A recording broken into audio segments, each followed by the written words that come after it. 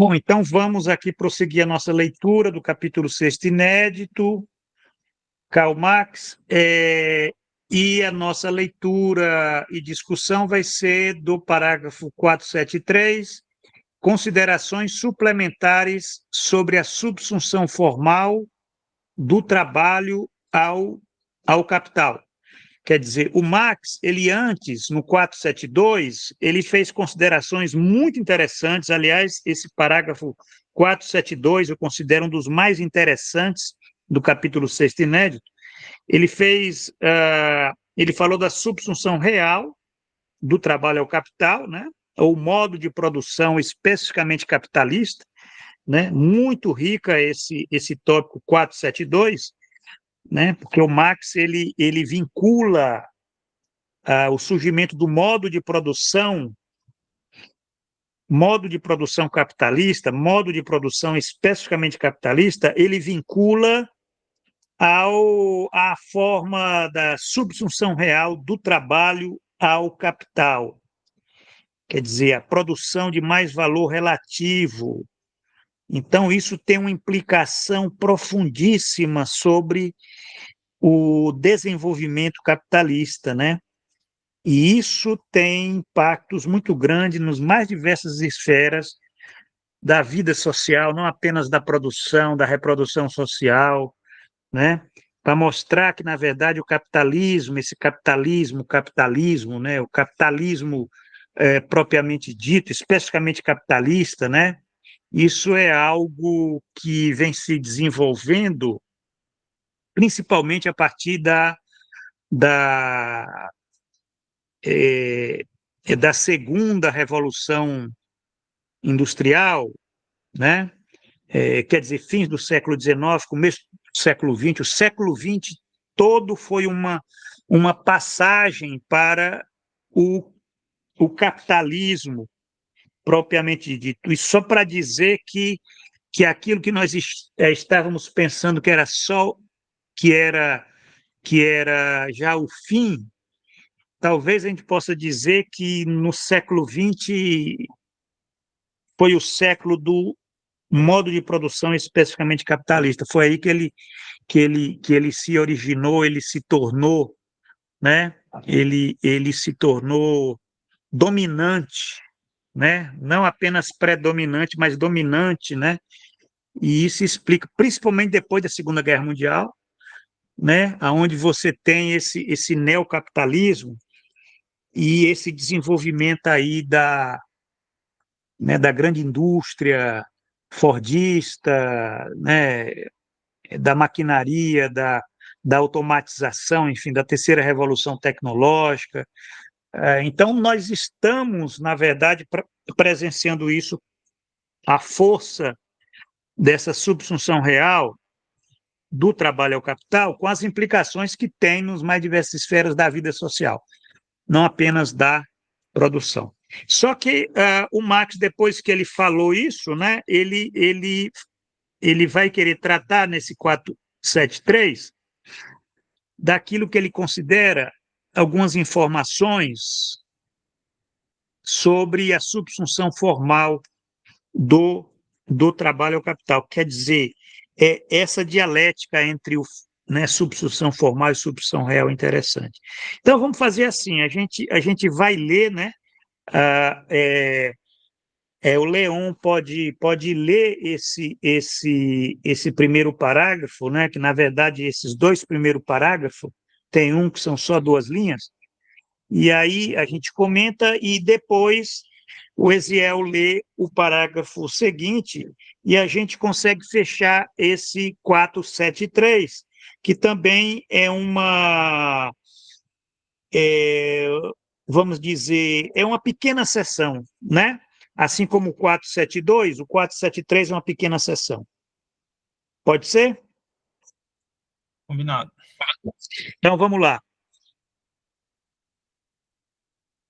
Só colocar uma questão, professor, porque a minha tradução Pois aqui não. talvez não vá bater aí, né? Sim. Mas não vai também destoar muito, né?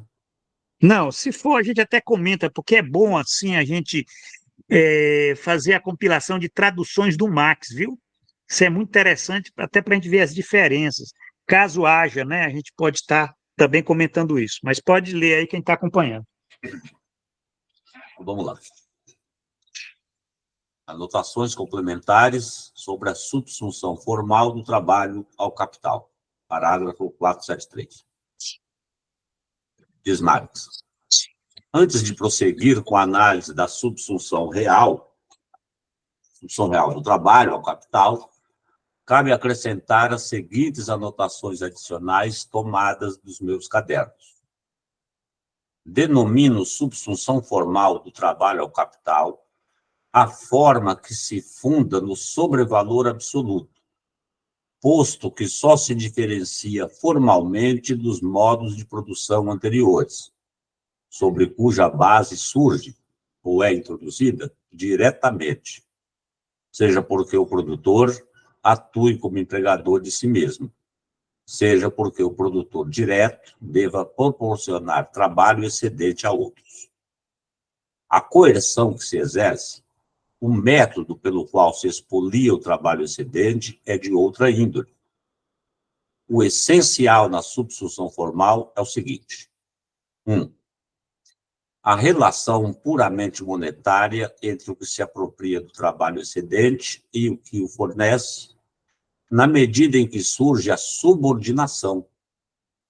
Esta deriva do conteúdo determinado da venda, não de uma subordinação precedente à mesma, por força da qual o produtor, devido a circunstâncias políticas, etc., estivesse situado em outra relação do que a monetária, relação entre possuidor de mercadoria e possuidor de mercadoria, em relação ao explorador de seu trabalho. É somente na condição de possuidor das condições de trabalho que, nesse caso, o comprador faz com que o vendedor caia sob sua dependência econômica. Não existe qualquer relação política, fixada socialmente, de superioridade e subordinação. Item 2. O que é inerente à primeira relação de superioridade... O que é inerente à primeira relação, pois, caso contrário, o operário não teria que vender sua capacidade de trabalho, é que suas condições objetivas de trabalho, meios de produção, e condições subjetivas de trabalho, meios de subsistência, se lhe defrontam como capital, monopolizadas pelo comprador de sua capacidade de trabalho. Quanto mais plenamente se lhe defrontam tais condições de trabalho como propriedade alheia, tanto mais plenamente se estabelece como formal a relação entre o capital e o trabalho assalariado. O que vale dizer, dá-se a subsunção formal do trabalho ao capital, condição e premissa da subsunção real. Fim do parágrafo. Perfeito, perfeito. É outra tradução, mas deu para entender, né? E como tem diferenças, mas só diferenças da forma, como às vezes está organizado aqui o texto do Marx, né? Mas alguém gostaria de estar comentando, né? O Marx está tentando esclarecer, na verdade, o que é subsunção formal, quer dizer, deixar claro, né? Afinal de contas, o que é que ele entende por subsunção formal do trabalho ao capital.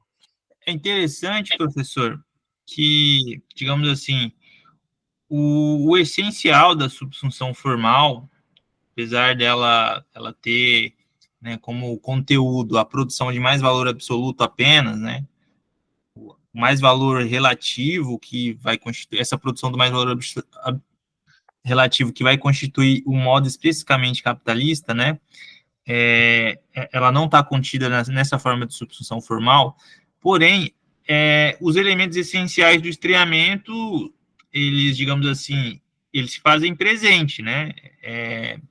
Tanto que essa palavra, ela aparece nesses 2 parágrafos que o Leon acabou de ler, estranha no sentido de que as condições objetivas e subjetivas de produção, as condições de trabalho, né, que são objetivas e subjetivas, elas são estranhas, elas são propriedade de outra, elas são propriedade alheia. Ou seja, essas condições de trabalho não são propriedade do produtor direto, né? Então, essa relação monetária que caracteriza essa separação, né, é a relação entre capitalista e trabalhador assalariado.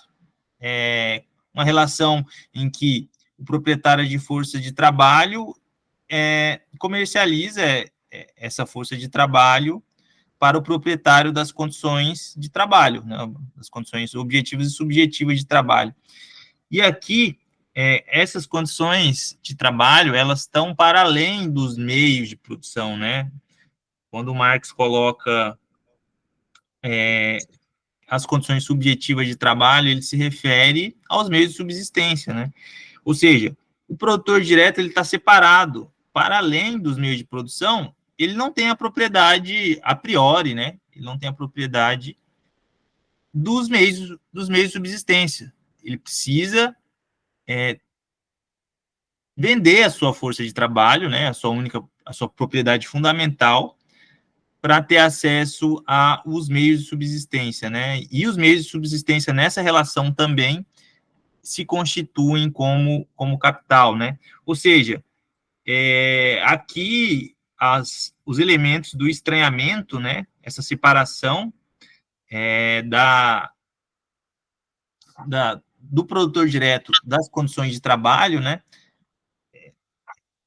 Essa condição de estranhamento, ela já é uma característica já plena, né, da subsunção formal, a gente poderia dizer assim, né?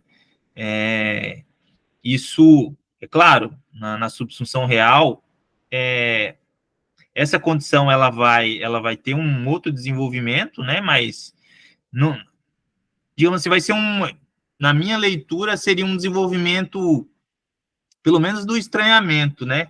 Mas num sentido quantitativo, porque qualitativamente o estranhamento ele já está colocado já na subsunção formal, né?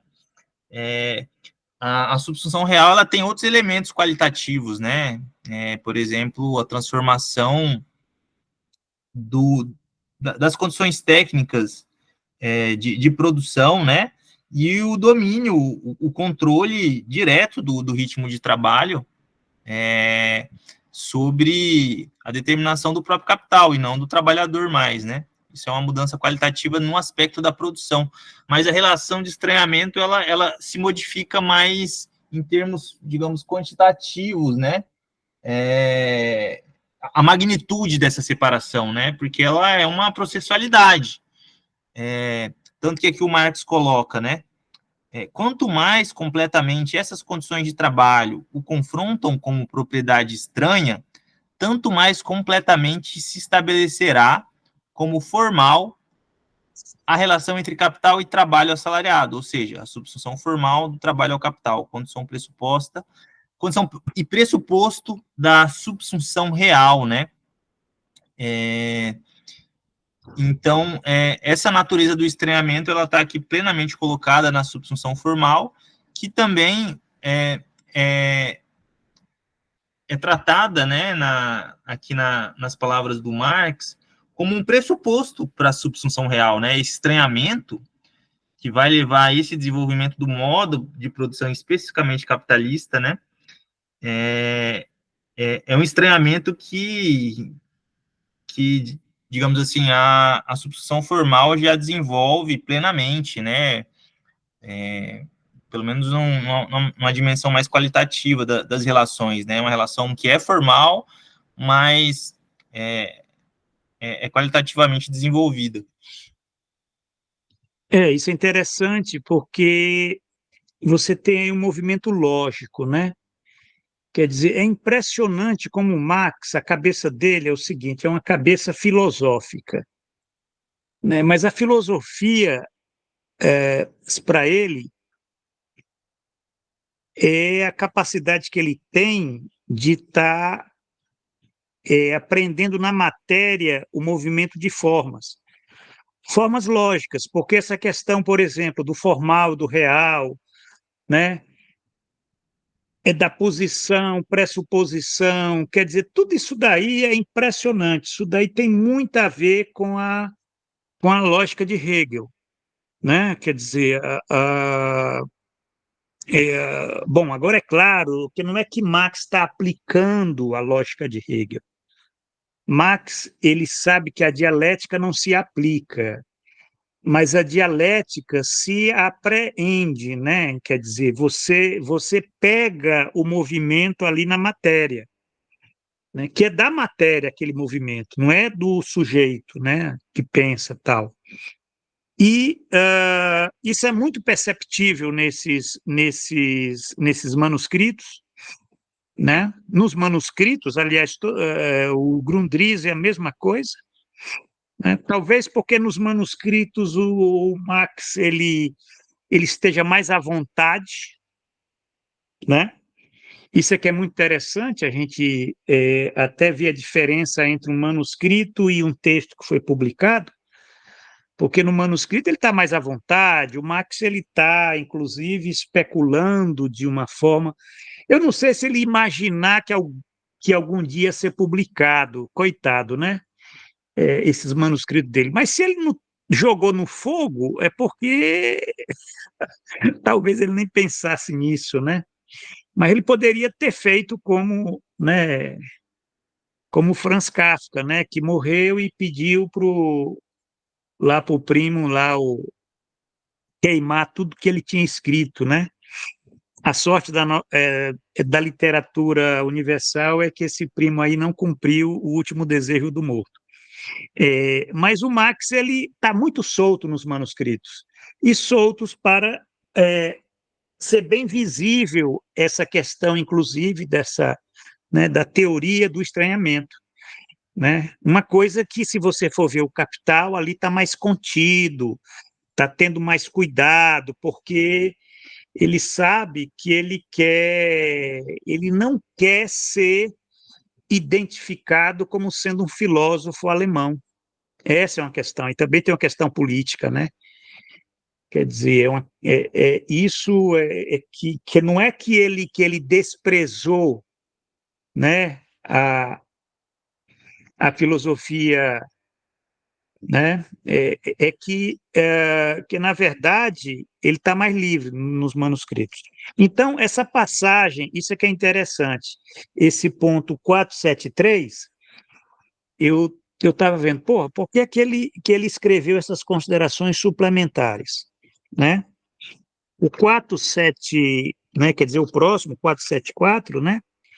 Quer dizer, ele até continua desenvolvendo, mas aqui ele está tentando exatamente mostrar os elos de passagem, né, aqueles elementos, né, de uma condição para outra, né?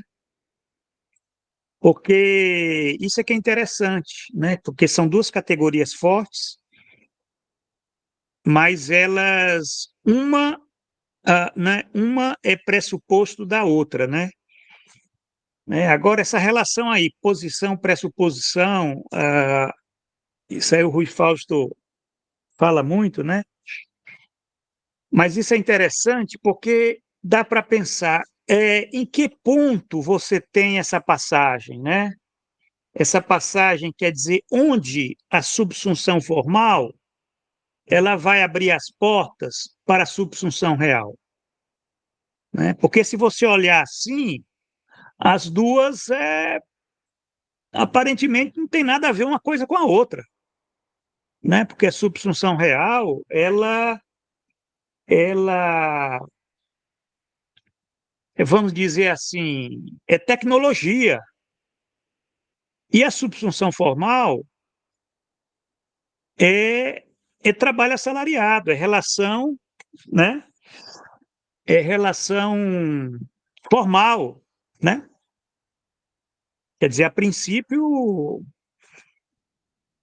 né, de imediato, você pode imaginar isso daí, mas não, ele vai mostrar aqui que você tem, sim, elementos que já indicam, né? E isso é interessante, que ele vai mostrar isso que o Eziel colocou na perspectiva da teoria do estranhamento, né? Que esses elementos são que quais são os elementos que vão amarrar? É a reificação e a coisificação. Porque quando ele fala aqui esse primeiro ponto, que é uma relação puramente monetária entre aquele que se apropria do mais trabalho e aquele que o fornece, ele está lidando com a relação da circulação, né, de compra e venda, né, que é uma relação reificada, né, porque quando você fala dinheiro, você fala em reificação, quer dizer, reificação, meu nome é dinheiro, né? Então, e a reificação? Que é um elemento da teoria do estranhamento. E a coisificação é o outro elemento, porque a coisificação, quando ele diz aqui, quanto mais completamente essas condições de trabalho o confrontarem como propriedade estranha. Quer dizer, olha só, condições de trabalho o confrontarem com propriedade estranha. Quer dizer, como uma coisa, né? Coisa é aquilo que confronta o sujeito, né? É aquilo que eu chamo de objeto que se fez coisal, né?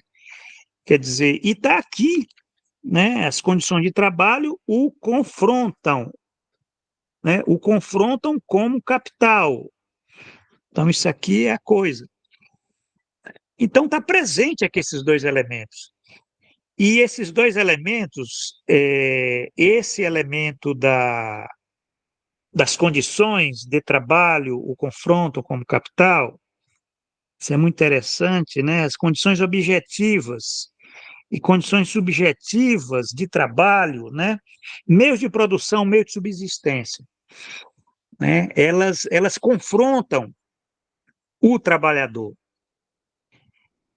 Então, veja bem, se essas condições elas confrontam, elas são capital, e aí pronto, você já tem um pressuposto para um salto, isso que o Eziel colocou aí, um salto qualitativamente novo, que é a subsunção real, né? Porque a subsunção real é aquela coisa, né?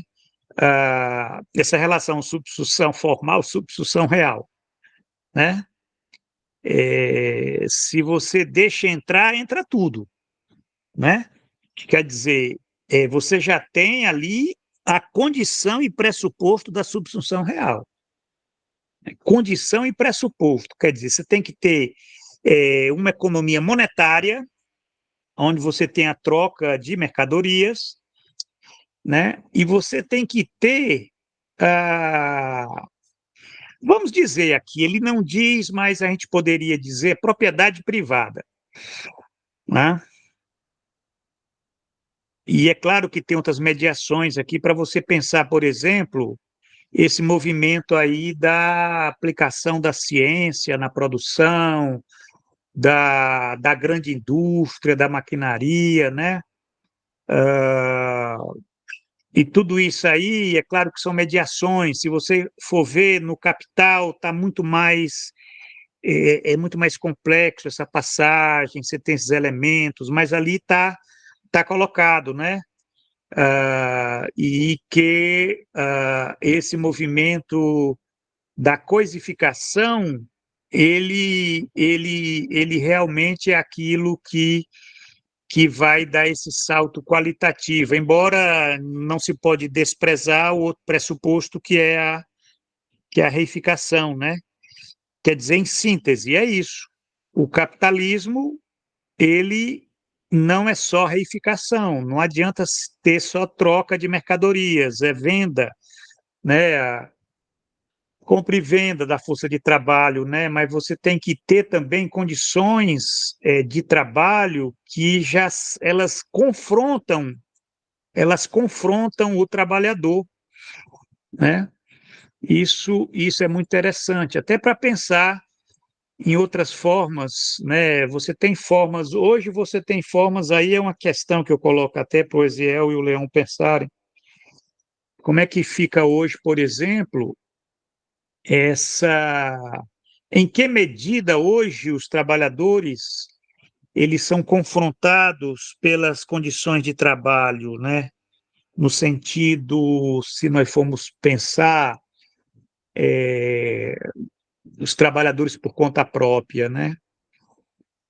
Quer dizer, se nós formos pensar, por exemplo, aqueles trabalhadores mais qualificados que lidam com aquelas máquinas inteligentes, né? Aqueles trabalhadores que eles nem usam mais aqueles macacões azuis, né? Eles usam aquelas batas brancas, eles são, quer dizer, se a gente for pensar essas novas fábricas, né? Em que medida essas condições de trabalho o confrontam, né? E essa forma de confronto, como é que se dá, né? Quer dizer, falando na diferença entre a formal e a real, né? Quer dizer, porque se você tem um salto qualitativo aí, ele leva tudo, né? Ele leva um salto qualitativo na coisificação. A coisificação da formal não é a coisificação da real, né? E, de um certo modo, aí dá uma série de especulações que a gente pode fazer para pensar. Uma teoria do estranhamento, ela também tem que lidar com essas mediações aí, com essas passagens, essas formas, né? Formas estranhadas, né? Enfim, inclusive formas de propriedade estranhada, né?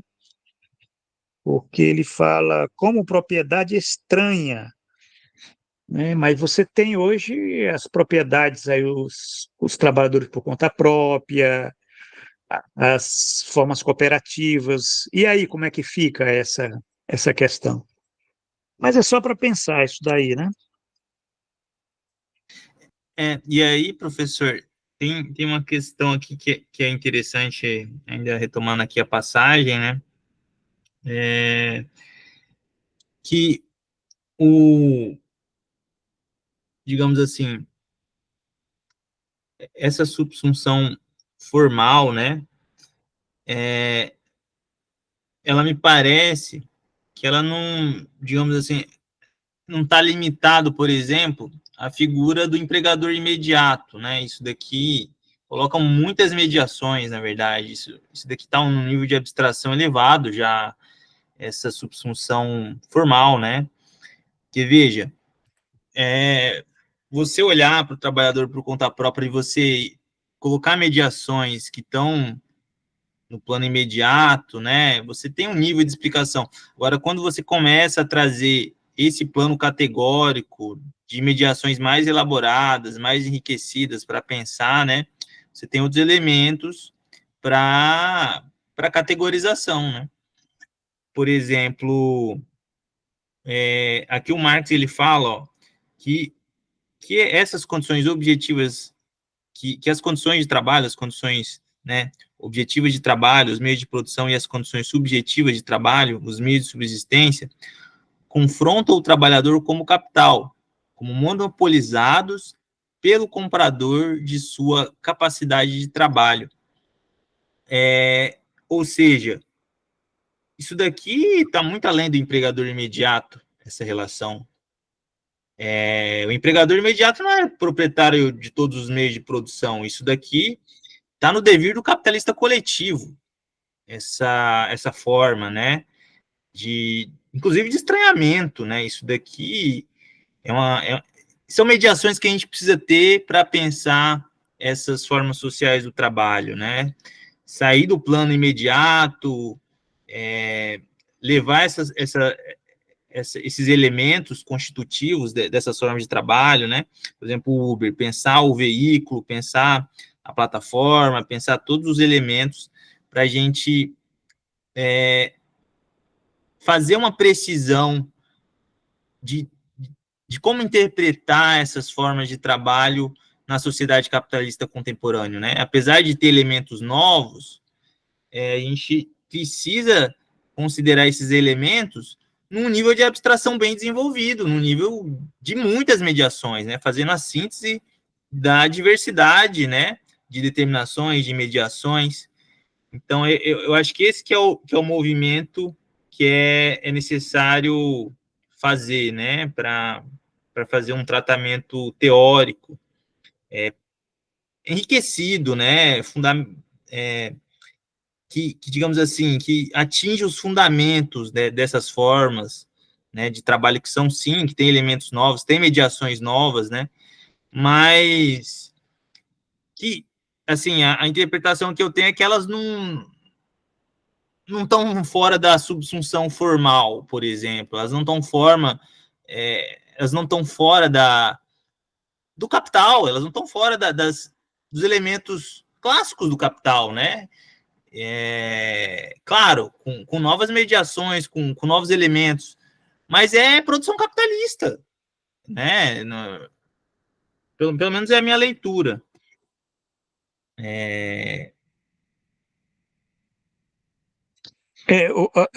O que é que o Leon acha dessas considerações?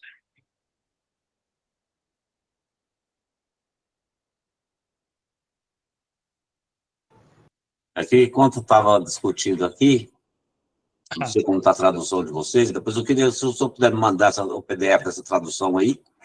Vou mandar, sim. Eu agradeceria. Então, eu estava vendo aqui, porque cada leitura que a gente faz aqui com o senhor dá um up, né, maior. Aqui, por exemplo, no finalzinho do parágrafo, me surpreendeu isso aqui, porque é o seguinte, olha, quanto mais plenamente se lhe defrontem tais condições de trabalho como propriedade alheia, tanto mais plenamente se estabelece como formal a relação entre o capital e o trabalho assalariado. O que vale dizer, dá-se a subsunção formal do trabalho ao capital, condição e premissa da subsunção real. Então, nesse sentido, o que eu estava pensando, o que se costuma falar é que, e isso eu estou dizendo de alguns autores que eu tenho lido aqui, graúdos, né? Além do senhor, que é simplesmente a introdução do trabalho assalariado que é o diferencial dessa subsunção formal. E os trabalhadores, ainda nessa subsunção formal, eles controlam o processo de produção, são donos do meio de produção. Já li isso em vários lugares, não sei se eu estou exagerando aqui, estou falando do asneira. E, inclusive, no texto eu esqueço o nome do homem lá, do japonês. Tá certo. Ele coloca isso dessa forma aí, como introdução do trabalho assalariado. Não se observa que essa relação ela é mais do que uma compra e venda de força de trabalho. E ela está mais ligada já à apropriação dos meios de produção e dos meios de subsistência. Mas através dessa compra e venda da força de trabalho, que não é, obviamente, uma subordinação política determinada socialmente. Então, eu fiquei aqui imaginando, o Zé falou uma coisa aí que me deixou pensando, em que medida, professor, a subsunção formal ela vai se estabelecendo para se apropriar dessa venda de força de trabalho, se o trabalhador ainda vamos dizer assim, controla o processo de trabalho e detém ainda esses meios de produção. Como é que se dá como é que ele vai se aprofundando nisso? Essa é a questão que o Eziel colocou. Veja bem, antes do Marx falar da maquinária e grande indústria, isso no Capital, né? Ele tem um capítulo lá que ele discute ele discute a cooperação e a divisão do trabalho, né? Quer dizer, ele já está fundando ali do conceito de trabalhador coletivo, né? Quer dizer, você tem mudanças ali quer dizer, o conceito de meios de produção não se confunde com o conceito de instrumentos de trabalho. Isso é que eu penso, né? Eu estou dando a minha interpretação aqui, né? Quer dizer, meios de produção e instrumentos de trabalho, né? Você tem um trabalhador por conta própria, vamos imaginar aqui é, esses artesãos, enfim, eles têm, eles são donos lá dos instrumentos de trabalho, mas as condições objetivas e subjetivas de trabalho o confrontam, porque elas pertencem a uma outra instância, que é essa instância que se dá nessas categorias aí, que são capital, os meios de produção e os meios de subsistência. Entendendo-se, é claro, que se não, mas meio de subsistência, você pensa no salário, né? Trabalhador por conta própria, ele não recebe salário, né? Mas aí é que nós estamos lidando com formas, vamos dizer, com formas excêntricas a esse modo de produção capitalista. Eu só estou fazendo um esforço assim vamos dizer, uma especulação aqui teórica para tentar entender, né, que mesmo essas categorias que não estão, que não fazem parte, né, dessas grandes classes, né, que são os capitalistas e trabalhadores assalariados, né, aquilo que na verdade são as grandes classes, né, dos fundamentais do sistema, elas também vivem, elas são confrontadas pela coisa, entendendo como sendo as condições de trabalho, né? Principalmente nas condições, isso é uma categoria que quem utiliza é o Ernest Mandel, que ele chama de socialização objetiva do trabalho, né? Ele tem um livrinho chamado Socialismo e Mercado, saiu pela Cadernos Ensaio, Ernest Mandel. Talvez você encontre até por 5, 10 reais aí na estante virtual. É um livrinho pequeno e tem lá um tópico intitulado A Socialização Objetiva do Trabalho, né? Para mostrar que com essa socialização não tem mais sentido nós pensarmos, né, em meios de produção ou condições de trabalho meramente no plano da produção imediata, entendeu? Mas isso é uma tentativa de estar pensando, por exemplo, essa teoria do estranhamento num plano mais alargado, né? Desse trabalho socializado, né? E pensando o capital como sendo essa categoria que diz respeito a coisas, né? A essas categorias como meios de produção e meio de subsistência, né? Porque se nós formos verificar, até para esses trabalhadores, esses meios de subsistência são alienados, tanto quanto o salário é para o trabalhador assalariado, mas, por exemplo, a renda deles é também alienada, né? Eles têm uma relação muito estranha, vamos dizer, reificada com essas categorias, né? Da mesma natureza que o trabalhador tem com o salário. Quer dizer, isso para nós pensarmos que A alienação ela não está só na produção imediata, né, nessas formas clássicas, para nós pensarmos essas categorias, vamos dizer, excêntricas, né? Mas isso é a minha teoria. Eu não sei o que é que vocês pensam sobre isso. Eu acho que as considerações estão interessantes. A gente vem elaborando em conjunto, né, essas discussões, mas tem outro ponto, professor, o capital, eu entendo que ele é a subsunção formal também, ele não é só a subsunção real, né? Nesse sentido, a subsunção real ela não é o modo de produção especificamente capitalista. A gente poderia dizer que o capital, ele, digamos assim, ele seria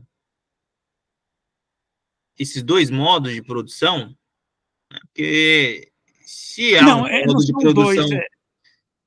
não, Você não tem dualismo, é dialética. Você tem aí é uma unidade na diferença. não, claro, é uma unidade na diferença, né?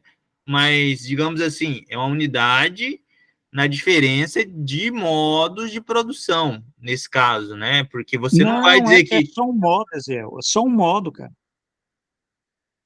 Muito cuidado para não kantianizar a dialética. Você tem uma unidade. A unidade é o modo de produção especificamente capitalista. Ele é o posto, ele é o, né? Quer dizer, o outro está pressuposto, né? Isso é uma questão que se a gente dualizar, a gente mata a dialética. Não é mais a dialética de Hegel, é de Kant, né? Qualquer forma de dualismo, ele corre esse risco, né? Ele corre esse risco. Isso eu digo porque é muito fácil a gente fazer isso, né? A gente criar, eu próprio, quando... isso é aquela coisa, né? A gente tem todo, né? Na nossa existência, a gente tem o nosso rol lá de pecadinhos, né? Então, a gente pode cometer alguns pecados até uma certa quantidade. Mas eu, por exemplo, quando falei teoria da exploração, teoria do estranhamento, né? Mas é muito cuidado, porque, na verdade, não são duas, tem uma só. Mas essa diferença foi só para tentar operar esse movimento, né? E a mesma coisa, no modo de produção especificamente capitalista, você tem lá a subsunção real. É porque, Onde é assim, que está a professor, subsunção formal? Está pressuposta, ela, vamos dizer, ela não existe. é Mas porque ela existe, mas é está porque é pressuposta. porque a diferenciação, isso é uma questão para o desenvolvimento do conceito, né? Isso tudo bem. O real, ele é essa complexidade, está em unidade, né? Na contradição, na diversidade. Mas esse é um movimento, né? Que você não está dizendo, ó, no real isso está separado. Mas digamos, no movimento do conceito, pelo menos me parece que é um movimento que o Marx também faz, no movimento do conceito, né? Porque senão ele poderia falar que, ó, a produção da mais-valia absoluta, né? Esses elementos aí tudo modo de produção capitalista. Não, ele não ia falar, ó, tem um modo de produção especificamente capitalista. Porque assim, você tem formas de produção do capital que há produção de mais-valia absoluta, mas que não há esse caráter da produção da mais-valia relativa, né? Digamos assim, e isso é um desenvolvimento histórico, né? Você tem essa diversidade, você tem elementos. Claro, o elemento que é central é esse desenvolvimento do modo de produção especificamente capitalista. Isso é hegemônico, isso é dominante, né?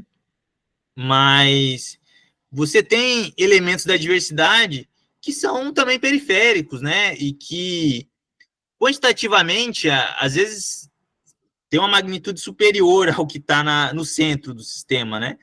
É claro que isso não coloca, a quantidade não coloca privilégio na análise, né?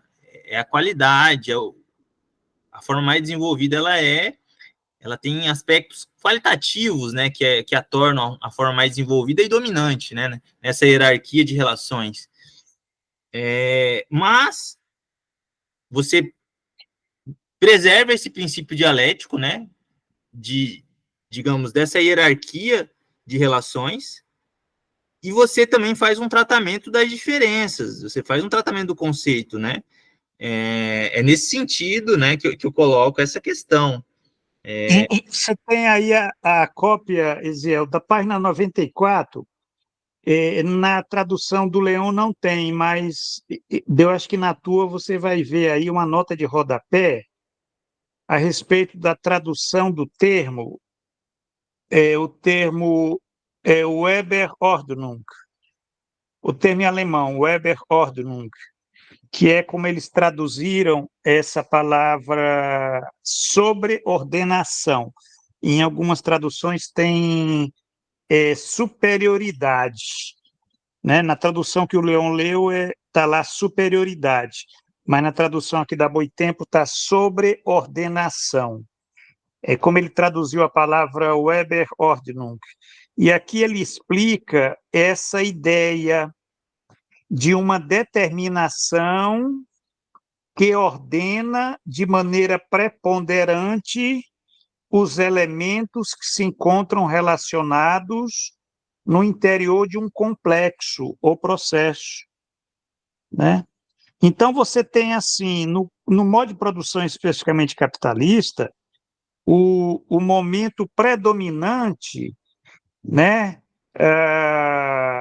é a mais-valia relativa à subsunção real do trabalho ao capital. Quer dizer, essa é a determinação que ordena os elementos, todos os outros elementos, entendeu? Você tem um fator preponderante, é um momento preponderante, né, de um complexo, né? Quer dizer, você não tem dois complexos, você tem um complexo com um momento predominante, né? Quer dizer, essa é a formulação dialética mais adequada, até para entender, né? E mesmo numa sociedade, quer dizer, a gente pensar a sociedade, o complexo, se você encontrar, por exemplo, situações como, por exemplo, a superexploração do trabalho, que é uma categoria aí do Rui Mauro Marinho, e essa é uma discussão interessante, porque alguém pode pensar, então quer dizer que a superexploração do trabalho, isso mostra como, olha o sistema aqui, como ele está dependendo aqui da mais-valia absoluta, né? Quando, na verdade, é o contrário, né? Quer dizer, quem sobreordena aqueles elementos é a mais-valia relativa. Claro. Como é que você explica, por exemplo, uma fábrica onde se alongou a jornada de trabalho, todo esse movimento que nós temos hoje, né, de se alongar a jornada, tal, vocês estão vendo como é a mais-valia absoluta?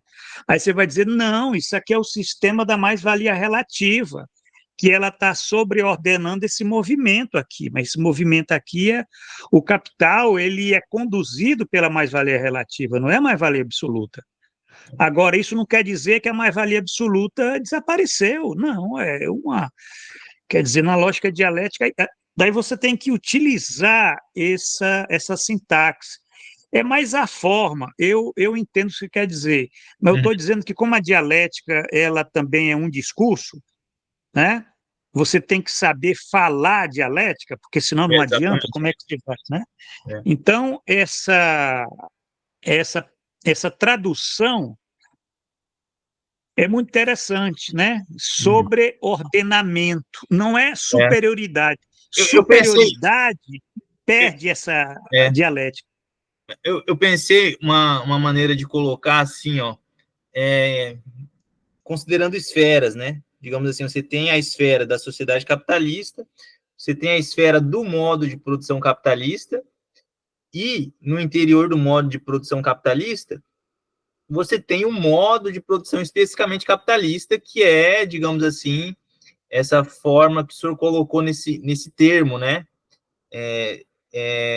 no sentido dessa relação hierárquica. Ela está ali dentro da esfera do modo de produção capitalista, a produção da mais-valia relativa, mas ela tem uma relação de hierarquia, digamos, superior, né? Ela tem uma dinâmica, que ela está no Mas isso núcleo do sistema, né?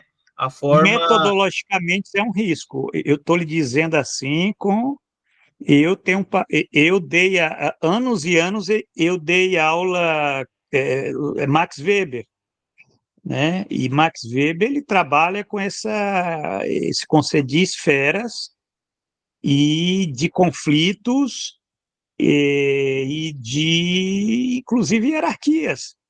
Quer dizer, o risco é na sintaxe, porque, né, quer dizer, a prova dos 9 é na sintaxe, né, porque os problemas são dialéticos, mas a forma, se você pode formular isso de um modo, vamos dizer, metafísico, entendeu? Quer dizer, essa é a vantagem. Por que que Marx ele correu para a lógica de Hegel? Porque ele gostava de Hegel? Não. Porque ele percebeu que aqueles problemas que ele estava enfrentando ali na matéria, que é da economia política, ele percebeu que aquela matéria ali tinha movimento e só na lógica dialética que ele poderia realmente estar representando aquilo de uma forma mais verdadeira, né? Porque a economia política ela não tinha lógica dialética, né? Ela reificava, ela era lógica formal, né? Inclusive o Teixeira até ressaltou isso daí, né? Agora, Marx, ele Mas, por exemplo, teve professor, você tem movimentos, você tem diferenciações que você precisa tratar, né? Você não vai tratar, digamos, a diversidade como unidade e anular as diferenças. não, mas não se anula. Não, claro. Mas assim, por exemplo, quando o senhor fala de metabolismo social, eu acho um tratamento importante e uma precisão, porque é nesse sentido que eu estou colocando. Assim, ó, o metabolismo social do capital e modo de produção capitalista tem uma relação de desenvolvimento, né? Tem uma relação também de unidade, mas tem uma relação também de diferenciação. Você tem especificidades quando você tem o conceito de metabolismo social do capital, quando você tem o conceito de modo de produção capitalista. Você tem especificidades. Mas são dois estatutos aí, você não pode comparar conceito de modo de produção com o conceito de metabolismo social. São duas coisas, tipo assim, é como cabo e sargento, cabo e soldado, entendeu? General, são duas coisas. Sim, mas você tem... modo de produção, ele é muito caro para o Marx. Não é à toa que ele colocou modo de produção especificamente capitalista. Quer dizer, é o imperador. Modo de produção é um conceito muito caro. Eu já utilizei de uma forma assim como você está utilizando. Eu não vou negar. Por exemplo, aquele texto que eu passei para vocês, que eu falava até no modo de produção, o modo de produção uberizado, né? Quer dizer, ali é uma licença poética, entendeu? Não tem rigor nenhum, mas eu utilizei aquilo, quer dizer, só para mostrar que a gente pode ter os pecadinhos, entendeu? Que a gente possa cometer. Mas eu, a rigor, mas assim... eu não utilizaria modo de produção uberizado. Quer dizer, modo de produção capitalista. Agora, eu sei que eu te acompanho há bastante tempo, eu sei que você tem um pensamento complexo, você está falando, e aí você nem falou até agora, não sei porquê, mas a questão da formação social, né? Aí você está lidando, aí sim, já é outro estatuto, conceito de formação econômico-social, aí não, você tem... porque assim, é nesse sentido que eu estou dizendo assim, ó, você não vai separar, por exemplo, modo de produção capitalista, você não vai dizer, ó, isso existe fora da sociedade capitalista, e nem você vai pensar a sociedade capitalista sem o modo de produção capitalista, e nem metabolismo social do capital, né, sem essas dimensões. Isso não é esse o ponto, mas é justamente essas dimensões, elas existem. São dimensões, né, que existem numa complexidade, numa diversidade, né, que tem as suas especificidades. É por isso que os conceitos, eles não são os mesmos. Eles são conceitos que eles estão em relação de unidade. Mas, verdade. Assim, não, isso aí é verdade. Isso aí ninguém... nesse sentido que eu estou colocando. Não. O Marx, ele não deu... Eles são conceitos que eles têm uma unidade, mas eles têm as especificidades. Eu acho que a gente está falando a mesma língua, né? Nesse sentido. Mas essa coisa da unidade na diversidade, isso é lógica dialética. Sim, essa sobreordenação, ou então, vamos dizer... Mas, assim, você considerar as especificidades, né, do movimento, né? Exatamente. Não, isso aí eu concordo. A sobreordenação é um recurso, quer dizer, olha a palavra que o cara utilizou, só para você ver como você vai no alemão, o cara fala Weberordnung. Quer dizer, quando Marx utilizou essa palavra, né?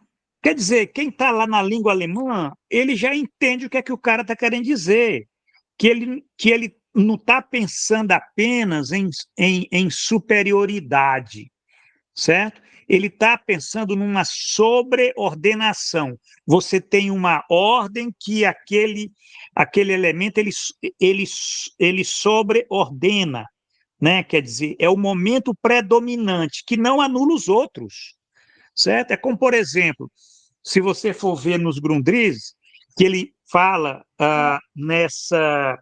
ele faz referência, por exemplo, à produção, certo? A produção, né? A produção é o momento predominante, mas ela não anula a troca, o consumo, a circulação, entendeu? Quer dizer que é a unidade na diversidade, isso é a riqueza. Se você conseguir, na tua elaboração escrita, você conseguir traduzir essa lógica, aí você se aproximou mais da coisa, né? Quer dizer, e esse é o maior desafio da gente, é por isso que não é fácil esse nosso trabalho, né? A gente escreve, reescreve e tenta ver qual a forma mais adequada, porque a gente respeita a realidade, a gente sabe que aquilo que a gente escreve não é de imediato, às vezes, que bate com a coisa, ali que está ali em movimento, né? E às vezes é uma elaboração, eu próprio, como eu te falei, entendeu? Bate cabeça, coisas, mas você não falou isso aqui e tal. Assim, eu falei, mas hoje eu elaborei, né? Só os mortos não elaboram, né? Mas os vivos, eles estão buscando tentar expressar da forma mais aproximada. Então, eu penso que o Marx, quando ele fala, por exemplo, em substituição formal e substituição real, ele está querendo expressar o movimento da coisa, né? Ele está tentando, isso está no Marx, não está na economia política, se eu não me engano, não está na economia política, está no Marx, né? E, de repente, ele fala quantas outras coisas que isso implicam.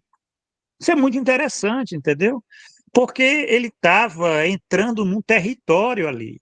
Era um continente novo. Imagina que tu é um navegador, tu descobre um continente novo, tu só chega na praia, né? O Max chegou ali, ele só está na praia. Agora que dali tem um continente novo, que a gente tem que entender, porque ele está falando da produção imediata, né? Ele não está falando da reprodução, ele não está falando dessas formas que a gente, inclusive, está discutindo aqui, né? Porque o capitalismo, em mais de 100 anos, ficou mais complexo o sistema, né? Não é nem da época dele, mas isso não impede que ele, né, que a partir dessa lógica dialética a gente possa entender essas mutações. Agora, isso é que é interessante, esses princípios, né? Mais-valia relativa, subsunção real, modo de produção especificamente capitalista, né, que é o fundamento do sistema. Ah, mas tem outros modos de produção? Tem, sobredeterminados, sobreordenados, certo? Essa é a questão. Pois não. Dentro disso que o Zé falou, Zé, eu estava pensando aqui, se pensar mesmo essa questão, essa relação subsunção formal, subsunção real, dentro da categoria da Alfemo, no sentido de que essa subsunção real, a subsunção real, supra-sumiu essa subsunção formal, ela pertence, ela negou, mas elevou, não anulou, não cancelou. Exato. Então, ela está lá presente, e a subsunção agora é o momento, nesse movimento, o momento determinante. Ela determina agora o processo de produção. Estou falando besteira aqui? Não, está certo, é exatamente isso, né? Eu até diria o seguinte, que do que eu estou falando, que o Leon está falando, que o Zé está falando, é a mesma coisa. A questão é na formulação, né? E no entendimento dessas diferenças, mas a diferença na unidade, né? E aí é uma questão filosófica, aí sim, né? Porque você pode ter uma filosofia que ela não ressalte a diferença na unidade, e outra que ressalte a unidade na diferença, que quer dizer, você, né? Mas, numa perspectiva de uma filosofia que ela se caracteriza por ser monista e não dualista, né, como é de Hegel, né?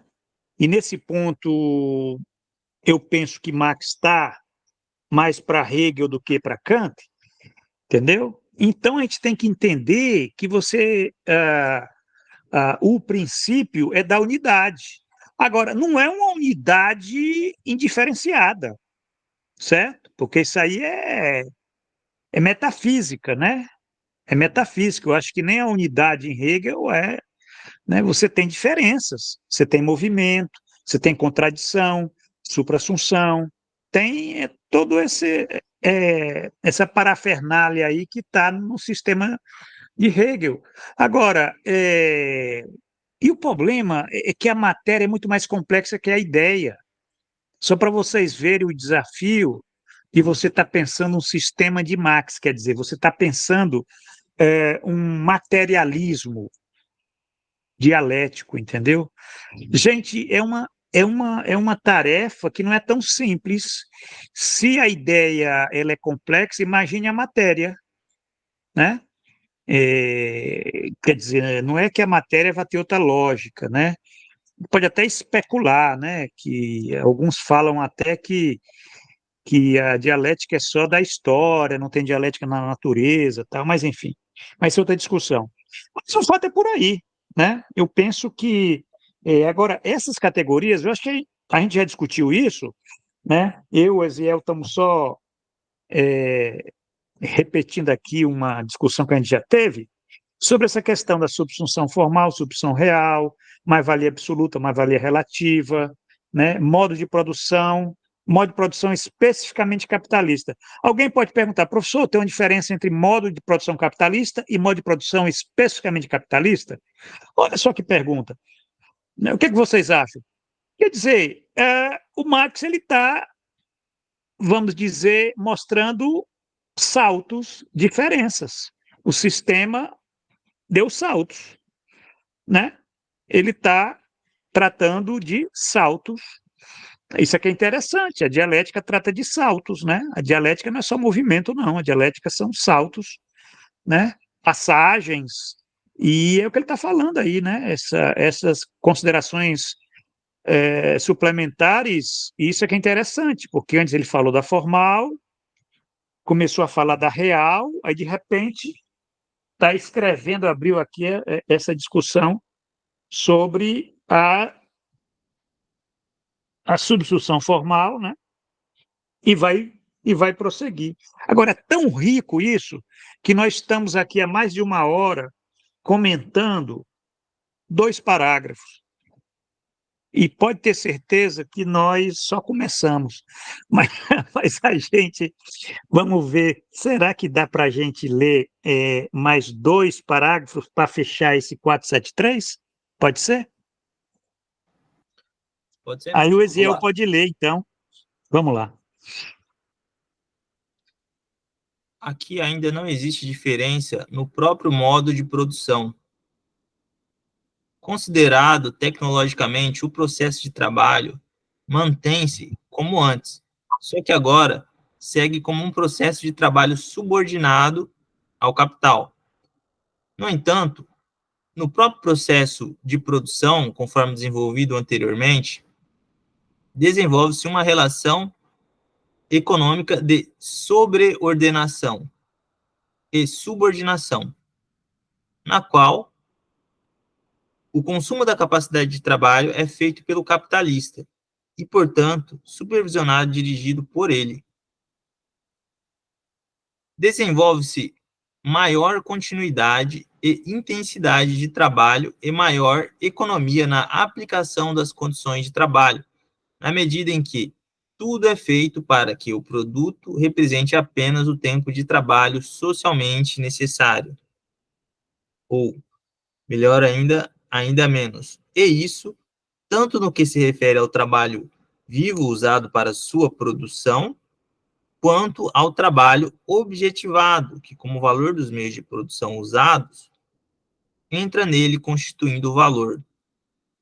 Com a subsunção formal do trabalho ao capital, a coerção ao mais trabalho e, assim, por um lado, a formação de carências e de meios para satisfazer essas carências, bem como, por outro lado, de uma massa de produção que excede a medida das carências tradicionais do trabalhador e a criação de tempo livre para o desenvolvimento, independentemente da produção material, recebem apenas uma forma diferente dos modos de produção anteriores, mas uma forma que aumenta a continuidade e a intensidade do trabalho, aumenta a produção, é mais favorável ao desenvolvimento de variações de capacidade de trabalho, portanto, a diferenciação dos modos de trabalho e ocupação, e, finalmente, a relação entre os possuidores das condições de trabalho e os próprios trabalhadores se dissolvem em uma pura relação de compra e venda ou relação monetária, eliminando da relação de exploração todas as amalgamas patriarcais e políticas, ou mesmo religiosas. É certo que a própria relação de produção engendra uma nova relação de sobreordenação e subordinação, que também produz suas próprias expressões políticas.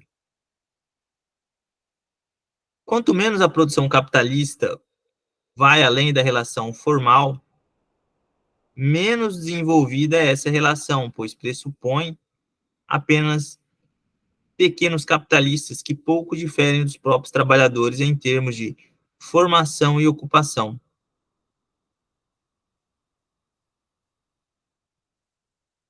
Que beleza, hein? Que beleza esse texto aqui que é do Marx, vocês veem. E que no final ele tipo assim, eu vou falar agora, né? Curto e grosso, né? Ele disse aqui, ó. Ó, na verdade, o que você tem é o seguinte: você tem um bando de pequenos capitalistas, né, que pouco diferem dos próprios trabalhadores. Quer dizer, é aquela forma, é aquele desenvolvimento capitalista que você tinha lá no século XVI, XVII, XVIII, que antes da Revolução Industrial, né? Ou ainda numa forma que não tinha, né? Estava ainda se desenvolvendo lá as manufaturas, enfim, que você olhava para aquilo e dizia, pô, mas isso é o capitalismo? Porque, na verdade, a própria sociedade era uma sociedade agrária, e as relações ainda eram tradicionais, Então, quer dizer, pronto, está aqui, ó. Isso aqui é o capitalismo, ele só está ali numa relação formal, né? Quer dizer, não é realmente o capitalismo, né? Mas ele só pôde ver isso lá no século XIX, depois da Revolução Industrial, né? Porque ele viu esse movimento aí que o capital fez, né? E isso é que é interessante, ele está pensando sobre isso. Tanto que assim, né, professor, o modo de produção capitalista ele se torna hegemônico a partir da subsunção real, né? É difícil você considerar que a sociedade é capitalista antes, por exemplo, da Revolução Industrial, antes dessa desenvolvimento dessa maquinaria, da aplicação da ciência, né, e da tecnologia, da sofisticação tecnológica, aplicação da ciência e da técnica, né, no processo de produção do capital. Isso é interessante. Isso daí dá para dar uma boa discussão, inclusive para pensar, por exemplo, a, a nossa formação social aqui, excêntrica, aqui da colônia. Mas, bom, não vamos discutir isso, mas vai pensando aí como é que você vai, né? O Brasil no século XIX, né? Aquelas, aquelas plantações, aqueles latifúndios, né? Escravistas, né? É,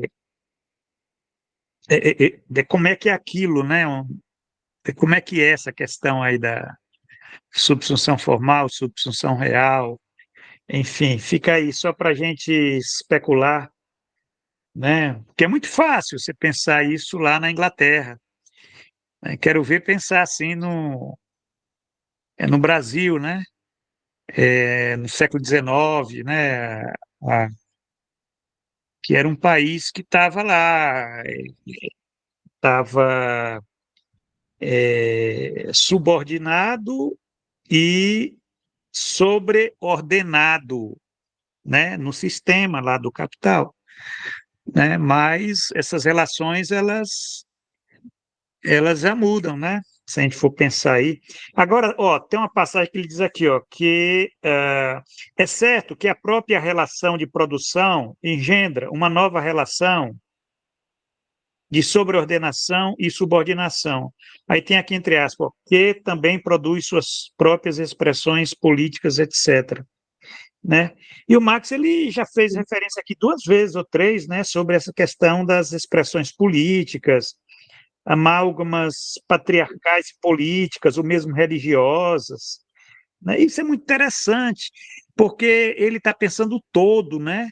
Se o cara fala em política, fala em religião, ele está pensando o todo, essas categorias aqui, né? É, só para você ver como isso aqui é um manuscrito. Então, o manuscrito ele está mais livre para especular essas coisas e até coisas que não estão muito claras, viu? Quando a gente lê um manuscrito do Marx, se você tem dificuldade de entender, não se preocupe, porque ele não elaborou aquilo muitas vezes para ser entendido assim, de uma forma clara, ele está elaborando ainda, como é que eu vou falar isso? Eu escrevi daquele modo, mas não está claro para as pessoas, entendeu? Então, tem coisas aqui que, sinceramente, eu vou ter que ler várias vezes, nem agora, né? A gente pode até estar no próximo encontro, tá, esse último parágrafo, né? O que é que ele quer dizer aqui com formação de carências e de meios para satisfazer essas carências? Carências, Bedürfnissen. Olha para novamente aqui o termo em alemão, né? Quer dizer, criação de tempo livre para o desenvolvimento. Gente, isso aqui é muito atual. Criação de tempo livre para o desenvolvimento. O que é que ele está querendo dizer com isso? Independentemente da produção material. Recebe apenas uma forma diferente dos modos de produção anteriores. Quer dizer, ele está especulando aqui sobre uma questão que é uma questão lateral, essas discussões sobre produção imediata, mas que tem a ver com essa questão do tempo livre, da formação de carências, da formação dos sujeitos, certo? Né? O desenvolvimento, independentemente da produção material, criação de tempo livre para o desenvolvimento, independentemente da produção material, que é a produção de subjetividade, produção do sujeito, né? Que se dá no tempo livre. Né? E ele está tentando pensar isso, como é que era nos modos de produções anteriores, como é que é no capitalismo, né? na subsunção formal, como é que é isso no capitalismo, na subsunção real. Olha como o cara tá especulando, mas ele está colocando elementos para a gente pensar, né? E a gente acha que o cara é só um economista. Não é. Né? Ele está pensando na produção material e ele está pensando aqui nesse parágrafo aqui, esses elementos. É claro que depois ele volta, né, para falar da economia política. Mas se você for verificar, ele está pensando aqui não apenas a produção, formação de carências, criação de tempo livre, inclusive nessa questão esses, desses amálgamas patriarcais e políticos ou mesmo religiosos. Né? Isso é muito interessante, porque você pode até desenvolver uma teoria a respeito disso. Né? Quer dizer, o capitalismo ele vai, a partir desse modo, né, se é formal ou real, desenvolver amálgamas diferentes, né, na política, na religião, até nas formas religiosas. Olha que interessante para a gente tá pensando isso, essa questão né, que na subsunção formal, evidentemente, você é de supor que o capitalismo ele permitia, né, vamos dizer assim, né, aquelas amálgamas religiosos, aquilo que o E.P. Thompson ele descreve lá na formação da classe operária inglesa, que é muito interessante esse livro. Ele está pegando lá no século XVIII, século XIX, né, aqueles artesãos que estavam sendo proletarizados, né, mas aqueles artesãos eles tinham uma crença religiosa combativa, né? Quer dizer, era um tipo de religiosidade que ainda era de sociedades agrárias, de sociedades que ainda não havia a subsunção real, né? Que o capital não tinha ainda formada a subjetividade, né? Eram até subjetividade amálgamas, né, psicológicos de outras, né, dessa forma específica, até de uma transição, né? Quer dizer, não era o feudalismo, mas também não era o capitalismo industrial, que pressupõe a vida urbana, né? Esse capitalismo urbano industrial, né? E aí tem a expressão política, tem a expressão religiosa, quer dizer, o Marx, ele abre nesse parágrafo a gente pensar essas coisas, né? É claro que ele não vai desenvolver, que ele está especulando, manuscrito é para isso, né? Manuscrito é para a gente deitar e rolar. Agora, quando foi colocar lá no Capital, ele já foi mais criterioso, né? Tem mais escolhas aqui. Mas é muito rico isso daqui. Eu estou tentando entender essa, essa ideia de formação de carências, né? Que ele vincula aqui com a subsunção formal, né? E ele faz essa reflexão que também é muito parecida com algo que ele faz nos Grundrisse. Nos Grundrisse, esses devaneios dele são mais espetaculares, né? O Marx, se você for ler os Grundrisse, é uma festa só, é uma festa da especulação dialética ali, muito criativo. Já o Capital, ele é mais comportado, ele é mais duro, é mais rigoroso, né? Isso é muito interessante, esse autor. Bom, gente, vocês teriam mais alguma coisa para comentar aí? Não, eu não tenho, não. Só você, Não, se não esquecer professor. de mandar esse texto aí, senão eu vou Eu vou ficar mandar, bem. Leon. Eu vou mandar para você tá tá lendo essa tradução, né? Até tá compilando aí. Sim, Zé, o que é que você ia falar? Não, nada.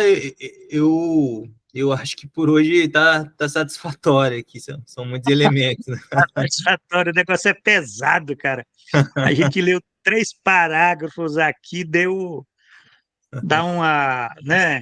Agora vai ter que descansar e fazer uma coisa mais alienada aí para tirar a cabeça da dialética do Olha, Marx. quando chega na quinta-feira, eu que estou Ah, me debruçando sobre entender bem essas conceituações, porque depois que eu li lá o texto japonês, eu voltei lá no Hegel, lá para ver o Sashi e o Ding.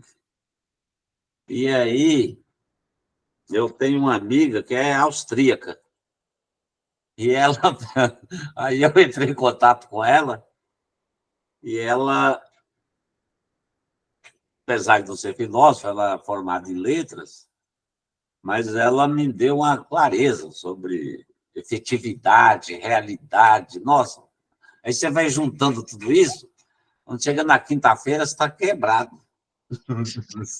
Só mas o vendo. que é, mas o que é que ela falou do Sacher e do Ding? Então, ela deu uma explicação até mais elaborada, maior, explicou que vem dos termos forenses, tanto um quanto o outro, e depois eles vão sofrendo algumas mudanças, e que na casa dela, por exemplo, os pais dela usavam muito essas expressões, principalmente quando queria dar uma bronca nela. Era Sacha. Não, tipo, você fez essa coisa aí. E aí eu fui, ela falou, você está entendendo? Eu falei, olha, essa questão da interpessoalidade, né? O Sacha mesmo, não? Com relações Aí exato, é aquela coisa quando diz respeito a um sujeito, né? Você fez essa coisa, né? Quer dizer, essa coisa e você tem tudo a ver, É, né? exato. Agora, quando você diz assim, porra, mas tem uma coisa que está me perseguindo, é uma coisa meio abstrata, meio estranha, né? Não está nem claro, afinal de contas, que coisa é essa, né? Foi eu que fiz, eu não fiz, é natural, tal. Então, mas isso é muito interessante essa. E a gente vai aprendendo, entendeu? Vai aprendendo Mas isso é a virada lá do japonês, certo? Do Tairaku, ele quer dizer, porque todo filósofo, todo intérprete assim ele às vezes pega num elemento e a partir daí ele vai interpretando textos, né?